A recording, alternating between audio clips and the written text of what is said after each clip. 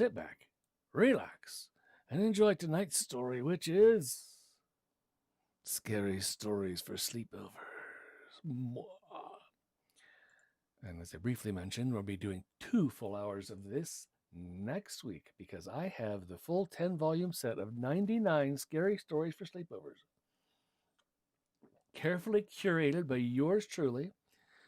There's a few stinkers in there, so I'm not reading you those ones. But that still gives us lots and lots and lots of stories. Hey, there's bats flying around here. Cool. Oh, yep. Lost Kira to shopping. Darn it. No, she's good. Hey, you guys look great. Dang. I really want to pan around, but I'm afraid to pan around. My video will probably freak out. On that note, if I crash, jinx it, right? I'll be back. I should still stay live on stream and YouTube. But if you see me disappear, give me a sec. I'll come right back. So our first story from the 10-volume set of Scary Stories for Sleepovers is called Homecoming.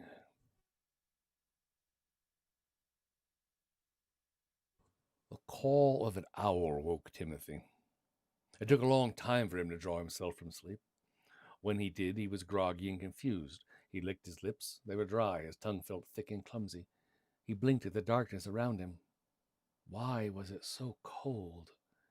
He reached for the blankets to pull them around his shoulders, but all he managed to grasp was a handful of dry, crackling leaves. With great effort, Timothy sat up and looked around. It was easy to see that he wasn't home in bed. He had been lying on the cold, hard ground. Wind-blown leaves were scattered across his bare legs and feet, and a few had lodged themselves in the tatters of his clothes and the tangles of his uncombed hair. His hair. Why was his hair so long? And why was it so cold for a summer night? "Where am I?" he said aloud. And the sound of his own voice startled him, and he felt the first pangs of fear crawl up his spine. "Ooh, ooh, ooh, ooh." The hoot of an owl that had awakened him made him jump, and he twisted around to find where it was coming from. Low in the branches of a nearby tree, a pair of round eyes glowed in the moonlight.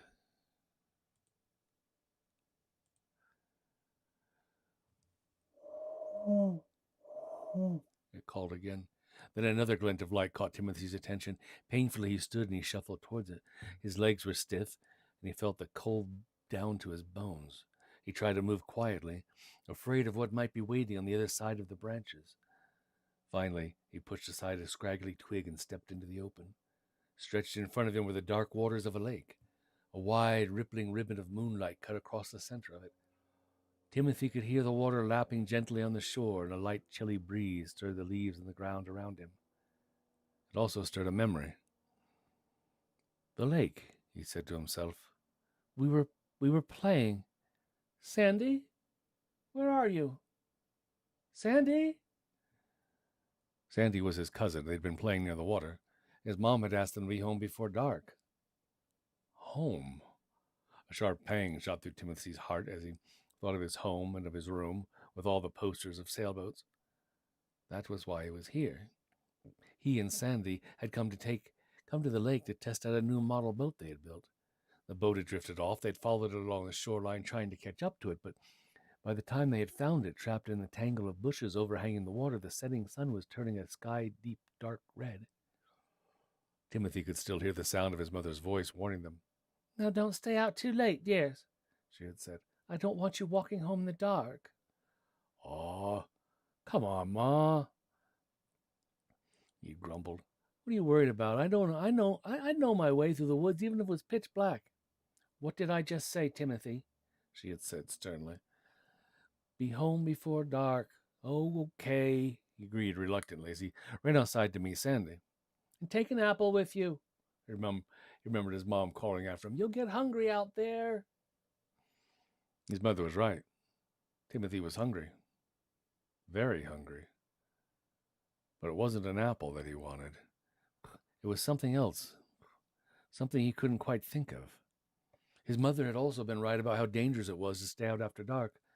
Somehow Timothy had gotten lost. And Sandy? Where was Sandy? Timothy recalled standing on the lake shore with her as the sun sank below the horizon. It's getting dark fast, he had said. We'll get home faster if we cut through the woods, he had said. Sandy had shaken her head. No, Timmy, I really don't want to. It's too creepy. You such a scaredy cat. He'd made fun of her. They'd been close for as long as he could remember. When Sandy's parents were killed in a car accident, she had come to live with Timothy and his parents. They were a lot alike, except for, well, one thing. He didn't really mind the dark, and Sandy was afraid of it. Really afraid of it. She was certain that ghosts and werewolves and vampires actually existed. Timothy thought of how frightened she had been when they had first headed into the trees. Now he was sorry he had made fun of her, especially since he didn't know where she was. Oh, somebody must be looking for us, he whispered to no one. He looked up and down at the moonlit shoreline. They're probably looking in the woods. I'll just cut through and head home. They've probably found Sandy. Now they'll find me. He babbled on and on to himself as he rambled toward the trees, their leafless branches forming dark tangle of shadows. He walked into the dense forest. The echo of his footsteps made it sound as though there were things slinking through the woods. The wind softly rocked the bare branches above and seemed to whisper a warning, go back, go back. But Timothy forced himself on. Some buried thought kept nagging at him, but all he could think about was how cold he was and how very, very hungry. Maybe Sandy was nearby, all alone and frightened. He stopped and called her name. A rustling noise came from somewhere in the dark behind him. Was it her? He strained to hear, but again there was only silence. Then out of one corner of his eye, Timothy caught a glimpse of a pale glimmer. He snapped his gaze to a clump of trees just ahead, and a memory stirred. That was where they had first seen the woman. Timothy felt his insides twist in fear as he thought of her. She had been standing in a shadow staring at them. Sandy had noticed her first. Timmy, she had cried out. Look, someone's over there. Timothy had tried to put on a brave act. Maybe you were right, he had said to Sandy. Maybe we should go back and walk home along the shore. The woman had moved toward them. As she had stepped from the shadows, Timothy had seen her face and gasped in horror. She was as pale as chalk, but her eyes were gleaming like blood-red coals. Her lips were curled back in a hideous grin. Timothy would never forget the sight of the gleaming fangs that protruded from her mouth. Run! Run for the lake, Sandy! Run! He screamed at Sandy, pushing her ahead of him. Timothy remembered racing through the woods in terror. He could still feel his heart pumping, the bushes scratching on his legs. He could still feel himself tumbling as his foot caught on a fallen branch. He had landed hard and had the wind knocked out of him. The last thing he remembered was watching Sandy running away, and for a moment he was angry at her for leaving him. For just a split second, Timothy wanted to pay her back for leaving him alone in this horrible forest of tall, scary trees. The trees, Timothy gasped. The trees. He looked up in realization. The summer leaves were gone. Why hadn't he noticed that before? And how long had he been out here? He began to run. Was that horrible woman still out here too? He had to get home. He was so cold and terribly hungry. In the shadows, they crouched on every side as though they cloaked some secret horror. Timothy forced his feet to move. From all directions he could hear the rustling of dry leaves stirred by the cold wind. He imagined blood-red eyes watching his every step. He was not alone. He could sense it. Suddenly he burst from the forest into a clearing. Down the hill and to his right he could see the lake again. It was a dark tongue of water with light glittering at its tip. The lights of town and home. Timothy stumbled down the slope, but as he neared the familiar place he felt a growing sense of dread. Without knowing why, he stayed in the shadows. He was becoming more at ease in the dark now, and the cold no longer bothered him. When he turned onto his own street, he noticed that the houses were strung with colored lights. It was a holiday of some sort, but that didn't seem important. All that was important was the gnawing hunger that was growing inside of him with each passing moment. There were no colored lights at his own house. It was a warm glow coming from the front window. Someone was home, at least. Timothy no longer felt any fear. He moved quietly toward the window and peered in. The light hurt his eyes. Sandy, his cousin Sandy, was at the edge of the couch near the fireplace, her head resting on a pillow. Her eyes were closed and a book lay in her lap. For a moment, as Timothy stared in the window at her, he again felt a moment of anger. but the feeling was soon replaced by hunger. He had to eat. Soon. He slipped his thin, pale fingers under the window and pushed, and it slid up easily. And then soundlessly, he pulled himself up to the ledge and eased over the windowsill. The room felt hot and stuffy. He wanted to escape into the safety of the cool night. That horrible gnawing in his stomach was relentless. He needed something to eat. Leaving a trail of dry dirt and leaves, he scraped across the floor to stand behind his cousin. A lock of her hair was draped across her neck, and he gently pushed it away. Her eyes fluttered open. "Sandy," he moaned hoarsely, "I'm home." Sandy's eyes widened in terror. "No! Oh, no! No! You can't be! Her eyes rolled up and she became limp. Timothy gripped her neck in his chalk-white fingers. It was so warm and he was so hungry. He drew back his lips and he ran his tongue over his sharp teeth. "It's good to be back, cousin," he snarled. Then scanning across the room, Timothy noticed a photograph of himself. The frame was draped in black with an inscription that read, "In loving memory of Timothy." He smiled slightly, touched by the sentiment. "You'll have to forgive me if I eat and run." He bared his fangs and sank them into his cousin's neck. Outside the window, a woman with blood-red eyes watched. "Very good, my new little friend," she whispered. "Very good."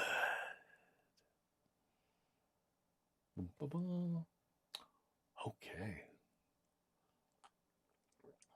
That's Homecoming. Isn't it sweet? Let's see now. Family Ties. No, not the one with Michael. What's his name? The Keaton family. It was Michael. Was it Michael Keaton? I'm saying that wrong. Oh, well. Hesitating because I want to look at my YouTube channel real quick. Get that up because I wasn't doing something properly over there. Okay, there we are. Hello, YT. There. So, next story is Family Ties. "No job too big or too small," proclaimed the headline on the colorful flyers Jamie stuffed in mailboxes all over her neighborhood. The jobs listed included lawn mowing, gardening, light housework, babysitting, pet walking. At the bottom of the leaflet, Jamie's name and phone number appeared in block letters. "This is cool," Rachel, Jamie's best friend, remarked as she slipped a flyer through a mail slot in her next-door neighbor's door. "You're going to make a fortune. How did you get your parents to agree to let you do this?" "Well," Jamie rolled her eyes, "they get to screen everyone who calls. I guess I understand why they're so cautious. Today's newspaper has a huge article about another student from junior college who's missing. That makes 3 and 5 months. That's the reason I promised that I would only pass out flyers in our own neighborhood." "Well," Rachel said, shrugging, "I wish I'd thought of it. This is going to be great." It didn't take long for the calls to start. That evening, 2 people called to offer dog walking jobs. Another called for lawn mowing. "Wow, looks like your business is off to a good start, hon," her father observed. "You'll have to plan carefully to get everything done. And remember, yes, homework comes first," they said together. "I know, Dad," Jamie grinned. "Don't worry." The phone rang again, and Jamie's mother answered it. She spoke for a while and asked a few questions, then put her hand over the mouthpiece. "Jamie, it's Mr. Hubbard over in Ravenwood. He wants to talk to you." Jamie took the receiver from her mom. "Hello?" "Hello, Jamie. I received your notice this evening, and I believe I could use your assistance." Yeah, I'll bet, Jamie thought. In her mind, she could picture the time-worn house that Mr. Hubbard had moved into 6 months ago. That's Halloween time. It was very large, with an attic and a full basement. There supposedly were secret passageways, too. "I'd be happy to help you, Mr. Hubbard," she said in the phone. "What would you like me to do?" Just help me tidy up and care for a few things on a regular basis. You see, Jamie, I'm a historian, and I'm working on a new book. I spend my days doing research, and I teach at college in the evenings. I'm afraid I don't have time for anything else. If you come over, I could show you around, and we could settle on your fee." "That sounds fine, Mr. Hubbard. I'll be over right after school tomorrow." "Oh, no, I'm afraid that won't work. I won't be home until just after dark, okay, Jamie? Oh, all right, Mr. Hubbard. Would 6:30 be okay? Yes. Yes, that would be perfect. Thank you, Jamie. I've got another one, Jamie beamed as she joined her family at the dinner table. I know Mr. Hubbard, her older sister Jennifer said. He just started teaching Eastern European history at the college. She plopped a serving of steaming mashed potatoes on her plate. He's kind of, eccentric? In what way, Jen? Her mother asked. Oh, well, some of the kids in the class say that he talks about things that happened hundreds of years ago, like he'd actually spoken to someone who lived back then. Her father passed the vegetables to Jamie. That just sounds like he's a good teacher. What I've always told you about jumping to conclusions. Now, how about passing those rolls, In the failing light of dusk, the old house did look kind of creepy. As promised, Jamie was standing on the raised wooden porch at exactly 6:30. She rang the doorbell and heard it echo through the large rooms inside. But there was no answer. She rang it again and waited. Leaning out over the wooden railing, Jamie tried to peer into the window and then turned her attention back to the door. It was wide open and Mr. Hubbard was standing there staring down at her. Oh, I didn't hear you. I'm sorry, he said, smiling. His face seemed uncomfortable with the expression. I didn't mean to frighten you. Please, come in, Jamie. The inside of the house was old and worn-looking as the outside, and as Mr. Hubbard, for that matter, but it was filled with what appeared to be valuable antiques. What particularly caught Jamie's eye was a beautiful engraved sword hanging over the fireplace. Its edge appeared razor-sharp, and its hilt looked as if it was made of silver. Now, Jamie, I'm mainly concerned with keeping the front room tidy. I don't want my special mementos collecting dust, Raising an eyebrow, he added. Besides, students visit me on occasion. He handed Jamie a key. Twice a week should be sufficient. I don't mind when you schedule the work, whatever is good for you. Just be certain to be finished before dusk, okay? I prefer to have the house to myself after that. And one other thing, Jamie. He pointed to a door at the end of the hall. That's the basement door over there. It's always locked because I store my research material down there. Please don't bother with it. I have the only key. He promised to leave her fee in an envelope on the mantelpiece at the beginning of each week. At school the next day, Rachel wanted to hear every detail about Mr. Hubbard and the new job. She had already decided that anyone who would live in that house had to be weird. I can't believe you'd really go into that creepy old place. Rachel wrinkled her nose. Jamie shook her head. Oh, it's not so bad. Besides, no one will be there to bother me. You mean you're going to go in alone? Sure, why not? Because all kinds of weird stuff is going on lately. You know why Tim Wysock wasn't in school today? His sister disappeared. That makes 4 people missing, Jamie. Something very strange is going on. Jamie remembered Rachel's words as she entered the house on Ravenwood late that afternoon. In spite of her insistence that everything was all right, something about the place did really bother her. It was so quiet, yet she sensed that she was not alone. As the feeling grew stronger, Jamie turned to look over her shoulder as she dusted. Her duster accidentally knocked over a small carved box to the floor. Oh no, I hope it isn't broken, she said to herself. Kneeling to pick up the fallen object, Jamie noticed that a word, perhaps a name, was carved into the lid. Trouves.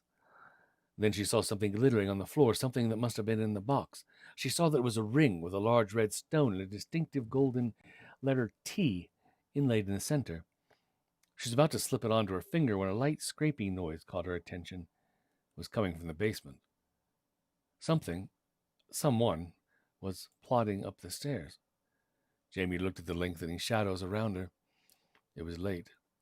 Trembling, she returned the ring to the box, raced out of the door, and ran the 2 blocks to her home. The next day, Jamie stopped at the public library on her way home from school. Methodically, she scrolled through the computerized card catalog that referred to the subjects beginning with T, searching for the odd name that she had seen the evening before. Trout, Trouveres, Trouves. Huh. There were 2 references. She copied the call numbers down on a slip of paper and practically sprinted to the bookshelf. Running her finger along the rows of books, Jamie found the ones she wanted. One was a book about Eastern European nobility. It included a reprint of an aged and cracked portrait of a nobleman, Baron Trouves. Wow, she whispered softly. He looks an awful lot like Mr. Hubbard. Suddenly her eyes grew wide. His ring. It's just like the one I found yesterday. The second reference to Gervais was in a book about witchcraft and demons. Jamie found the entry she wanted and read it aloud to herself slowly and carefully. In 1517, a series of disappearances in the village of Paizen caused an outbreak of fear and panic. The blame for the missing children was finally placed on the local noble Baron Gervais. He was proclaimed a vampire and put to death by beheading. The portrait shown also looked remarkably like Mr. Hubbard, and the distinctive family ring adorned the Baron's fingers. At the bottom of the page was a drawing of the sword used to execute the accused vampire. It was exactly like the sword that hung over the fireplace of the house on Ravenwood. Jamie slammed the book shut. That's why all the disappearances. Baron Gervais and Mr. Hubbard are the same. He's been preying on the students. Jamie felt the panic in her rising. I've got to tell someone, but I'll need proof. I've got to get that ring. She made copies of the portraits. In the sky, the afternoon sun hung above the horizon. It took a few minutes for her to get to the house, but there's still time. She used her key to enter and stood for a moment in the marbled foyer, straining to hear the slightest sound. Slowly she stole into the parlor. The box was as she had left it on the table. Her heart raced as she reached out her hand at Jamie, what are you doing here today? Her notebook clattered to the floor. Jamie whirled and came face to face with Mr. Hubbard. He frowned down at her and reached to the floor to pick up her notebook. I know what you are, she gasped. Do you? And what is that? You're a vampire. If that's true, aren't I supposed to be tucked away in a coffin somewhere until sundown? Jamie glanced out the window. The sun was just sinking to the horizon, but the landscape still glowed with its failing light. Suddenly she didn't feel quite so sure of herself. But the ring and the pictures. Yes. He flipped open the box and took out the ring. It belonged to a distant relative of questionable character. Supposedly he was beheaded, you know. He smiled evilly. The poor villagers didn't know that it was important to burn the body afterwards. Instead, they let the immediate family take it away. Then you're not... Jamie searched frantically for an avenue of retreat. She backed into the room, away from Mr. Hubbard. Oh, no, dear girl. I'm as human as you are. It is merely my privilege to be one in a long line of direct family members, to care for the Baron's things. You see, the Baron had a brother who did not suffer from the same, shall we say, affliction. It was this devoted brother who claimed the body and continued to care for its special needs. I am directly descended from that brother, so I suppose you might call me the Baron, my great-uncle, Many times removed. Mr. Hubbard noticed a copy of Baron's portrait that had slipped from Jamie's notebook to the floor. The family resemblance is striking, don't you think? It's a large family. When I die, there are others from the homeland who can take my place when he needs them. The last rays of sunlight faded from the window.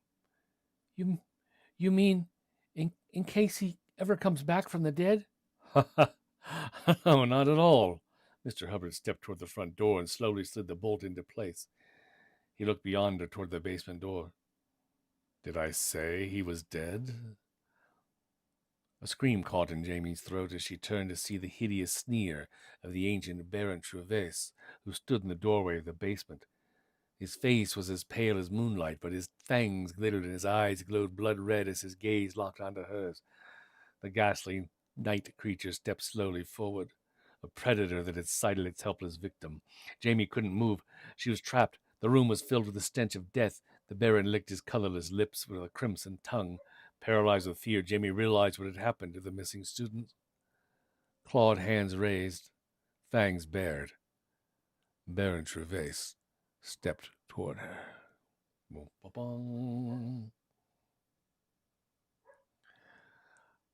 You were right. It was a vampire. Okay, let's get away from some vampires for a little while. Let's try the box. Ready or not, here I come. Tad uncovered his eyes and looked around. In one direction, he could see a carpet of short, spiky sawgrass that seemed to roll on for miles. Sunlight glinted off the standing water in which the grass grew. On another side, tall, spindly cypress trees rose from the soggy, wet flatlands, dotted with shallow pools. Tad was standing in the cool shade of a thick stand of pine and live oak. At first glance, he seemed to be alone, but he knew they were all there. His two little sisters would be the easiest to find. They never went very far into the swamp, but they always giggled. He saw a flash of red off to his left. He turned in that direction, treading cautiously. His dad had told him that's how Indians moved. The only Indians Tad ever saw were those selling souvenirs at the Tamiami Trail. But he loved Indian lore, and he read everything he could about the people who first lived in the swamp. His father knew lots of Indians. He worked for the Central and Southern Florida Flood Control District, and he probably knew more things about this land than anybody. A twig snapped a few feet away. Tad eased up to a half-rotten, moss-covered log and leaned over it. Two small girls were crouching behind, heads close together, hands over their mouths, stifling their own laughter. "I see you," he whooped. The girls squealed and ran off in the direction of the home base. It was no contest. He tagged them easily and declared them slaves.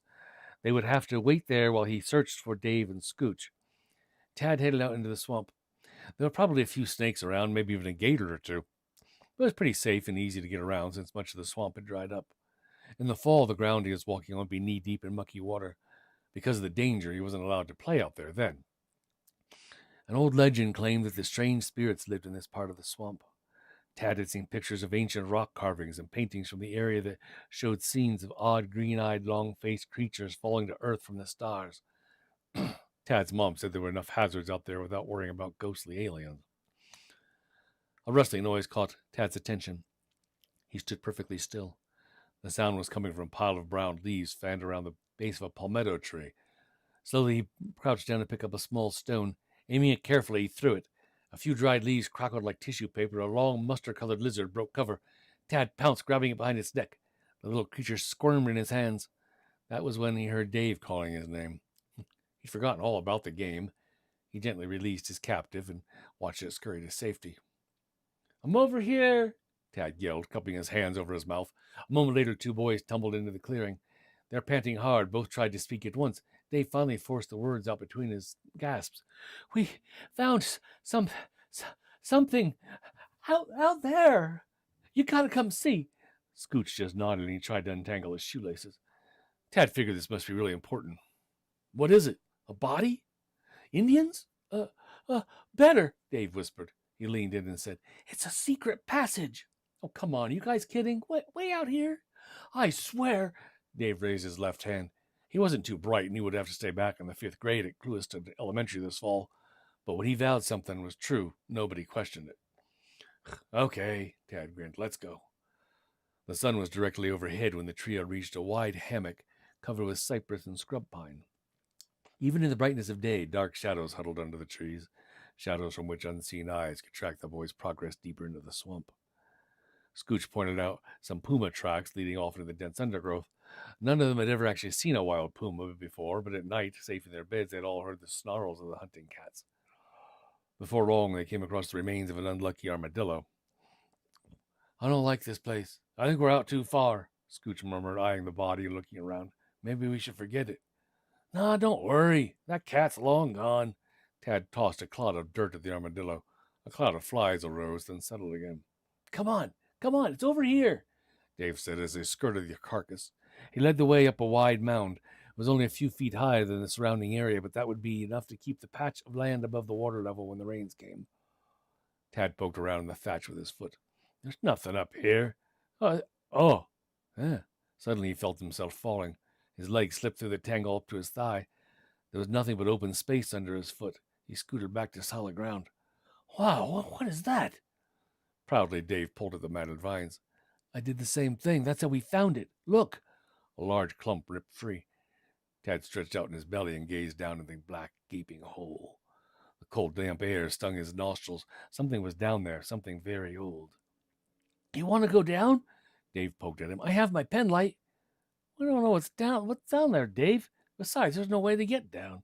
Tad desperately wanted to investigate the opening, but he knew the swamp held many surprises, and exploration could be dangerous unless they were properly prepared.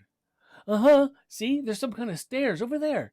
Dave shined his light on the crude stone steps descending into the blackness.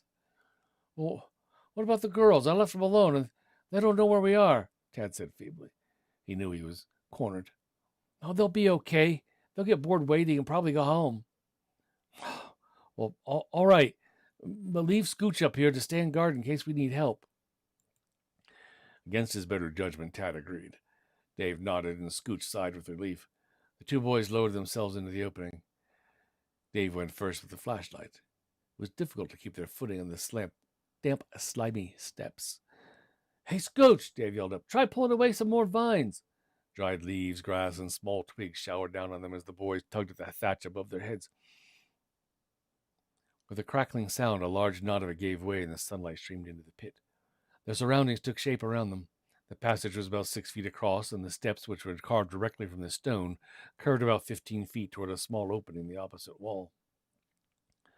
Whatever this place was, it had been here for hundreds of years, and the swamp seemed to be trying to reclaim it. The walls were green with mold, and moisture was seeping in on all sides. I wonder why this doesn't dry up like everything else, Dave whispered. It's probably below the waterline. Limestone is real porous. Dave furrowed his brow at Tad. How do you know that? Oh, my dad told me. Sometimes he takes out on field trips, as he calls them. We do experiments and stuff. This whole place is nothing but sand, mud, and limestone. Finally, they stood before the opening at the base of the steps. Dave shined the flashlight inside the passageway, but it didn't do much good. Are you with me? Tad tried to keep his voice steady, but he had an uncomfortable feeling. He wanted to turn and get away from that place as quickly as possible, but his curiosity was stronger. Sure, let's go. They ducked around the arch and found themselves in a small, shallow cave that at first appeared empty. Be careful, Tad cautioned. There might be water moccasins. Dave nodded and moved on, his sneakers making squishing noises in the foul-smelling slime. He swept the light in a back-and-forth motion across the floor. Tad, look at that! A few feet away, a massive rectangle of stone rose out of the reeking muck. It was very wide, nearly shoulder height, and about 7 feet long. It appeared to be topped with an immense slab of solid rock.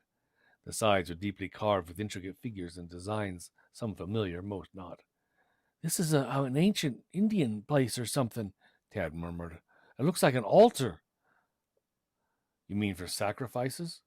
Or a tomb? I don't know. Look, Dave pointed his tiny light at a wide depression in the rock. Nestled in it was a smooth grayish box about the size of a shoebox. It was wreathed with shells and stones. What is it? Tad tiptoed closer. Well, I don't know. It looks like it's made of some kind of metal. It sure isn't something the Indians made. But those are strings of rutu shells around it. The Seminoles thought they were magic and used them to trap their enemies in one place. You mean the Indians trapped something in that box? Like an animal or something? Dave backed up a step or two. How did they know it wouldn't get out? Well, the legend goes that the shells contain the spirits of dead ancestors. The spirits are responsible for keeping the enemy in place, but they can do that only as long as the string of shells are unbroken. Whoever put this here sure used a lot of them. He cast a sidelong glance at his friend. They must have been terribly afraid of whatever was in that box. They used some powerful medicine to keep it in there. Let's take it, Dave breathed. Tad could feel his body shaking. He wanted to do just as Dave suggested, but somewhere deep down inside, some primeval fear gnawed at him. No, we really shouldn't move it. Come on, you don't really believe in all that magic junk? Even though he was too afraid to pick up the box himself, he looked at Tad and said slyly, I bet your dad would be real proud of you for finding this. It was true. Tad knew this was the sort of thing his father had been searching for on all those field trips. Dave pushed him forward. Go on, take it. Trembling with fear and anticipation, Tad reached out and gripped the box. But then when he tried to lift it, it seemed glued to the spot. Closing his eyes, he tugged harder. Abruptly, the rotted strings that held the rutu shells in place gave way, and he stumbled backward. Something unseen brushed against his foot, then slithered away in the ooze.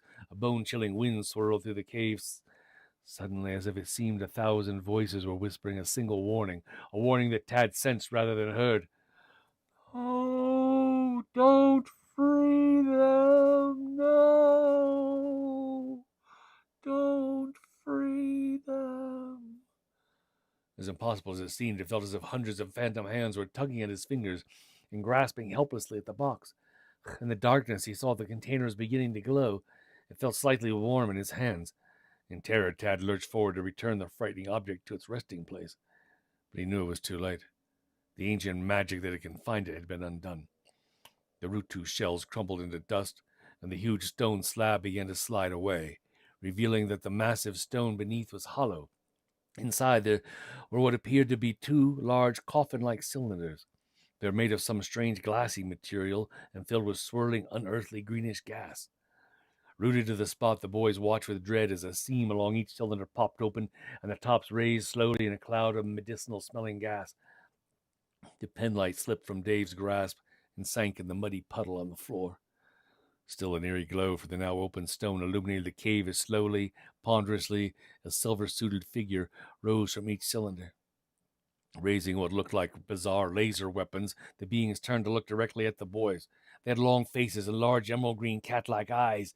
One of the creatures lifted its hand toward Tad and bared its sharp, ragged teeth in some sort of grin. Although it didn't actually speak, Tad understood it. "The box," it seemed to order. "Give me the box." As if waking from a trance, Tad turned and careened, slipping and sliding up the steps out of the hole and back into the sunshine with Dave at his heels. Scooch was at his side, babbling. "What you guys see down there? What'd you find? What is it?" "Run! Get out of here! Run!" Tad screamed. "They're right behind us." Dave was about halfway out of the pit when a green flash of light crackled up from below and enveloped him. For one moment he looked down at himself with a surprised expression, then at his friends. The next moment there was a sizzling sound, and Dave was gone. The smell of burnt bacon filled the air. The beings appeared at the opening and leveled their weapons at the two remaining boys. "Let's go!" Tad yelled. Dropping the box, he sprinted farther into the swamp. A bolt of green light hit the ground to his right. A large patch of vegetation glittered, then disappeared.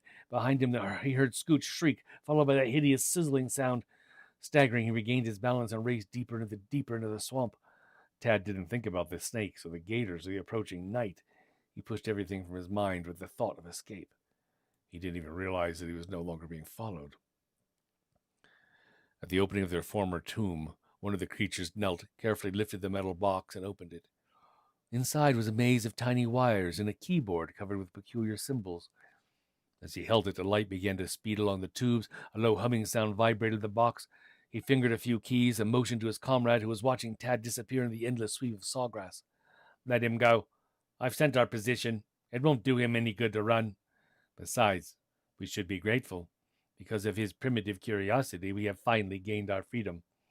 We underestimated the Earthlings last time and allowed ourselves to be captured while we were in our energy pods. This time we will take no chances." Beyond the orbit of Pluto, the sleek star cruiser was nearing its destination when they first picked up the signal. "Captain, we're picking up extreme emergency signals from Solar G3 in this system." Captain blinked his large emerald green cat-like eyes. "Do we have a team there?" "Yes, sir.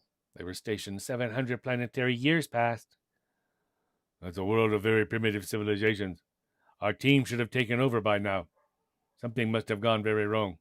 Arm all our support crafts, seal the quadrant, set hyperlight speed. We're going in with full force." Far away, Tad collapsed, exhausted, across an outcrop of rock. He rubbed his scraped and bleeding knees. It seemed as if he had been running for hours. In the distance, he heard the growl of a hunting puma. "It'll be okay. It'll be okay," he tried to convince himself. "I'll circle back tomorrow and warn my dad. He'll know what to do." There was nowhere he could go until morning, so Tad rolled onto his back and took comfort in watching the stars. He fell asleep without noticing the dozens of points of light in the night sky. The dozens of points of light that seemed to be growing larger and larger and coming closer and closer. Yes, they're from the seventh planet to the east called France. Okay. We got time. Yeah, we still have time left. We have 2 stories left. Bonus. Works out, doesn't it? Maybe. So this next one's called The Snow Cave.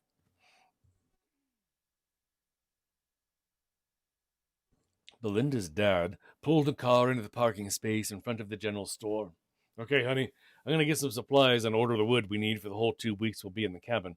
They're predicting snow. We'll appreciate a nice warm fire."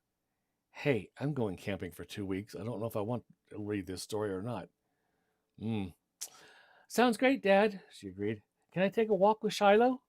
Yeah, sure, hon, but don't go far. And zip up your jacket, he called after her. It's getting pretty cold out here. Belinda clipped Shiloh's leash to his collar and opened the car door. The excited husky bounded out and stood behind the truck, his tail wagging. Together, Belinda and Shiloh strolled along the sidewalk, looking into shop windows. When they returned, two gray-haired men were sitting on wooden stools outside the general store. That's a pretty fine animal there, one of the men said. Shiloh took a liking to the man right away and waited to be petted. Are you the young lady whose folks rented the Rogers cabin, huh? Yes, sir. If there's enough snow, my dad's going to teach me to ski. If there's too much, the second man said seriously, you get more than you bargained for around here. I beg your pardon? Linda tilted her head in question. I don't mind old Frank. The first man, whose name was Willis, advised. He's just afraid of the snowman. Belinda laughed. Afraid of a snowman? The smile disappeared from Willis's face. We're not talking about a ball of snow with a carrot nose and a top hat. Have you ever heard of the Yeti? Belinda nodded. Yeah, they're huge ape-like creatures in the mountains in Asia, but it's only a legend. Willis leaned back in his chair. According to local Indian legend around here, something like the Yeti once lived in these mountains. Maybe it still does. The man's eyes twinkled. There's a chain of underground caves around here with several different openings to the surface. Nobody knows just how far they go back, or what might be living in them. Huh? Belinda was fascinated. If there are snow creatures here, why hasn't anyone seen them? Frank took a long drag on his pipe and let the smoke slowly curl from his lips. Maybe some people did, huh? Back in 39, when we were kids, we used to play up at that ridge where the Rogers cabin stands now. It was a good hill for sledding, you know. One weekend there was a real heavy snowfall. All we wanted was to have fun. His voice faltered as his face clouded over, as if the memory of that weekend was painful. Yeah, but one of our group, said Willis, picking up the story, was a boy named Wally. Somehow Wally got lost, just disappeared. Some folks figured they'd find a body in spring, but they never did. All we ever found was one of his red mittens and his broken sled with some deep scratches in it, like claw marks. Willis glanced at Frank.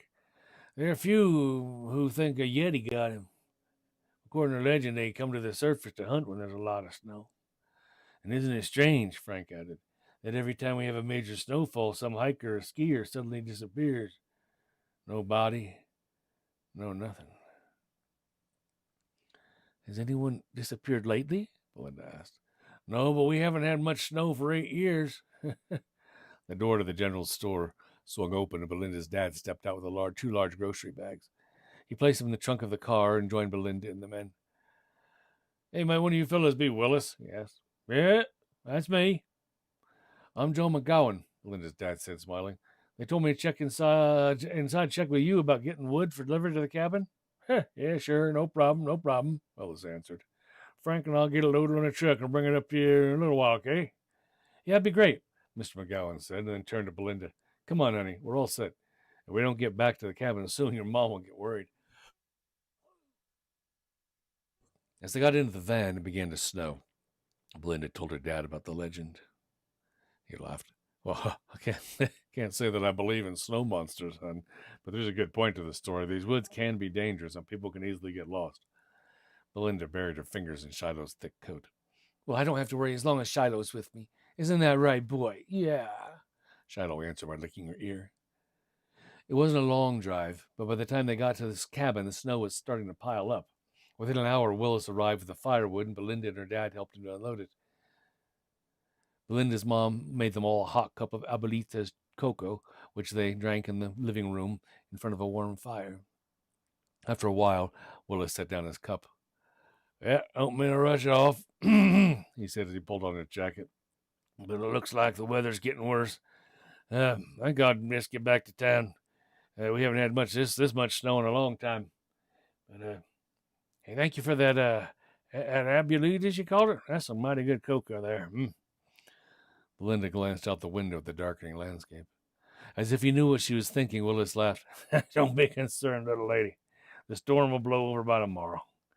He trudged out into the snow and then stopped and called back over his shoulder. Hey, if you folks need anything, just call down to the general store and ask for me, right? Turned out Willis was wrong. It snowed the whole night, and through the next day and night, too. The report on the radio said it was the most snow that had fallen in 30 years. The following day, the clouds cleared. The air was cold and crisp. The huge snowdrifts glistened in the winter sunshine. Belinda was too excited to think about snow monsters. Her dad had rented 3 large inner tubes that were perfect for sliding downhill. Belinda dressed warmly. Her parents had taught her to respect nature and prepare for anything, so she also packed a few supplies in her fanny pack. It took some time for the family to work their way up through the soft snow to the top of the ridge behind the cabin. But it was worth it. There was a long, wide clearing on the hill with dense forest on each side. Soon Belinda and her parents were taking turns whizzing down the open patch of hillside in their rubber tubes, then scrambling back up again for another ride. Each time Belinda swooshed downward, Shiloh, who remained safe and sound and alive and well throughout this entire story, raced along behind.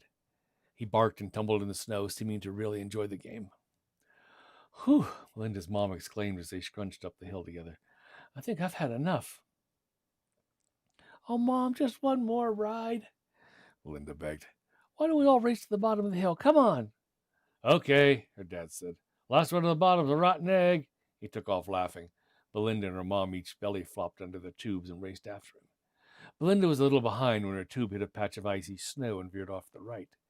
She tried to correct the turn, but she was going too fast. The tube sped in among the trees and headed for a huge pine. Belinda tumbled off the tube and rolled into a big drift of snow. Helpless, she slid downward, picking up speed toward a wide, flat rock that stuck up out of the drift. She curled in her legs and covered her head with her arms, expecting to crash, but instead of hitting the rock, she slid through a small opening beneath it.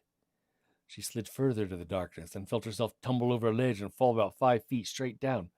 Screaming into nothingness, Belinda finally came to an abrupt stop on cold, hard ground. Then everything went black. That's it. Good night, guys. The end. Now let's finish this story. Besides, we've got one more if we have time. Then everything went black. At first, when she came to, Belinda thought she had been dreaming. But as soon as she moved, she knew it was all real. Nothing seemed to be broken, but she was sore all over. If it hadn't been for her layers of padded winter clothing, she would surely have been seriously hurt by the fall. She reached under her jacket, which relieved to find that the fanny pack was still strapped to her waist. Fumbling a little in the inky blackness, she pulled out her small flashlight, clicked it on, and surveyed her surroundings. Wow, she said aloud. What is this place? The beam of light revealed a large cave with several tunnels leading from it. She moved the light up and saw an opening. Above her, she realized she had fallen through it. Slowly, she stood up and rubbed her sore legs. The opening was just a little out of reach. She looked around to see if there was anything to stand on. The cave was completely empty. Hello? Hello? Hello? She called out. Hello? I'm down here. Can anybody hear me? There was no answer. How long has she been down here? She realized that her parents must be searching for her, but they probably would not have seen her careening off into the forest. How would they find her?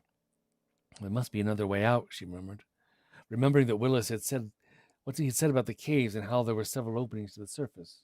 She tried not to think about the other things he had told her. Taking a deep breath, Belinda chose one of the tunnels and entered it. In some places, she had to duck way down and crawl. She had the feeling that she was heading further down, but where else could she go? She had to try it. Finally, the passage opened up into another wide cavern. Belinda shone the flashlight around and noted that there were other tunnels. Then her foot kicked something.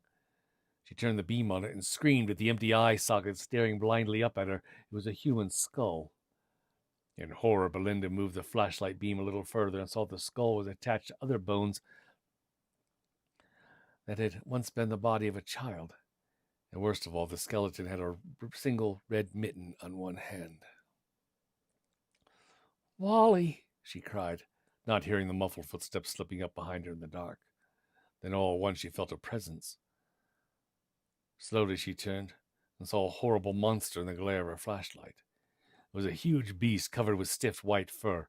It had enormous bloodshot eyes and a snarling mouthful of sharp yellow fangs. Roaring in anger, the creature slashed at Belinda with its thick, bear-like claws. She just wished she had a lightsaber. She ducked the blow and dashed for another tunnel. Her heart pounding, she sprinted along the twisting passage, and bursting into the open space, she saw the very same skeleton she had seen before. These tunnels must be interconnected, she whispered frantically. I'm going in circles. Although she had no idea where the beast might be, Belinda tried another entrance and stumbled along, drawing in the stale air with ragged gasps. After what seemed like ages, she found herself once again in the same horrible chamber. Without hesitating, she dashed into another tunnel. This time she seemed to be climbing, perhaps toward the surface. The thought gave her courage, and she ran faster. Then suddenly she stumbled. Grabbing an outcrop of rock, she managed to stop her fall. She showed her flashlight ahead and saw that she was actually at the rim of some sort of ledge. On one side of the tunnel dropped away into the deep, wide crevasse. As she tried to see how far along the path the crevasse ran, her flashlight dimmed and slowly faded out. Belinda's heart sank. Now she was completely enveloped in darkness. The hair stood up on the back of her neck as she heard the echoing sound of a low snarl. Where was it coming from? How close was it? She set her jaw in determination. She was not going to just sit and wait for the snow monster to find her. Instead, she dropped to her knees and carefully felt her way along the path. I will get out. I will, she said to herself. To keep her spirits up, she thought of Shiloh. For a moment, she smiled as she remembered his excited bark. It seemed that she could actually hear it. Wait a minute, Belinda said aloud as she straightened up. I do hear it. She strained her ears. Shiloh? Shiloh? Now she could hear voices, too. Human voices. Belinda, her dad called. Dad, I'm over here. Slowly the tunnel brightened. A moment later, her father and another man turned a corner with Shiloh leading them. Dad! Belinda jumped to her feet and ran toward them. But with a blood-curdling snarl, the snow monster leaped from the side tunnel. Inches away from her, it raised its claws and suddenly cried out in agony. Shiloh had raced ahead and sunk his teeth into the beast's leg. The hideous monster twisted clumsily to strike at the dog, but Shiloh held on as the savage snow creature toppled and fell, howling into the crevasse. Shiloh, let go! Belinda screamed as she threw herself forward and grabbed Shiloh to stop him from falling with the monster. Belinda's dad reached them and scooped her up in his arms. It's okay, baby. It's okay. We're getting you out of here.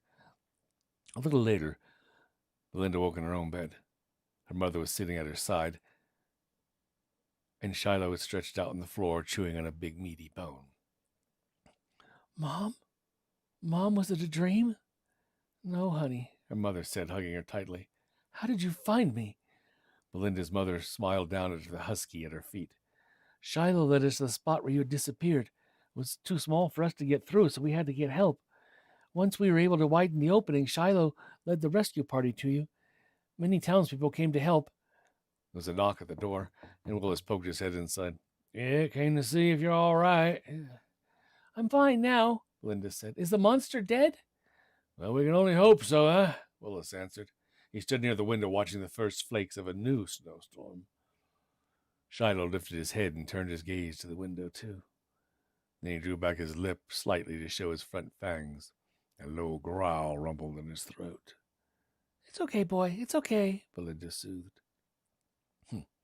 But then, of course, Belinda didn't pick up the scent of the creature that stood at the edge of the woods, staring toward the cabin with enormous, bloodshot eyes.